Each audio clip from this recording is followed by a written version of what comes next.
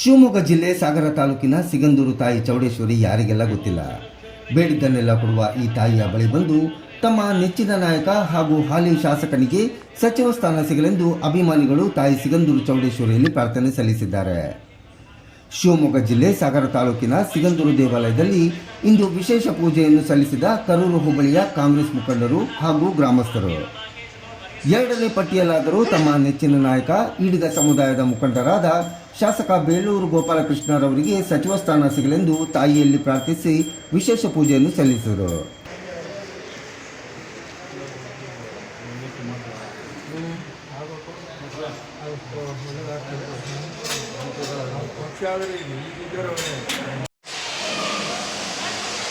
ಎಲ್ಲರಿಗೂ ನಮಸ್ಕಾರ. ಇಂದು ಇದು ಸಂತೋಷದ ದಿನ. ಯಾಕೆಂದರೆ ನಾವಿಂದು ಚೌಡೇಶ್ವರಿ ದೇವಸ್ಥಾನದಲ್ಲಿದ್ದೀವಿ.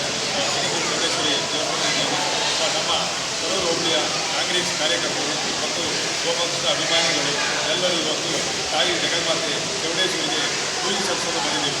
ಯಾಕೆಂದರೆ ಪೂಜೆ ಸಲ್ಲಿಸಲು ಕಾರಣವೇನೆಂದರೆ ನಮ್ಮ ಶ್ರೀಯುತ ಗೋಪಾಲಕೃಷ್ಣ ಬೇಡೂರು ಅವರು ನಮ್ಮ ಸಾಗರ ಮತ್ತು ಹೊಸನಗರ ಕ್ಷೇತ್ರದ ಶಾಸಕರು ಮತ್ತು ಅರಣ್ಯ ಕೈಗಾರಿಕಾ ನಿಗಮದ ಅಧ್ಯಕ್ಷರು ಆಗಿರ್ತಕ್ಕಂಥ ಗೋಪಾಲಕೃಷ್ಣ ಸರ್ ಅವರು ಸತತ 3 ಬಾರಿ ಈ ಭಾಗದ ಈ ಕ್ಷೇತ್ರದ ಜನನಾಯಕನಾಗಿ ಸೇವೆ ಸಲ್ಲಿಸಿ MLA ಆಗಿ ಸೇವೆ ಸಲ್ಲಿಸುತ್ತಾರೆ.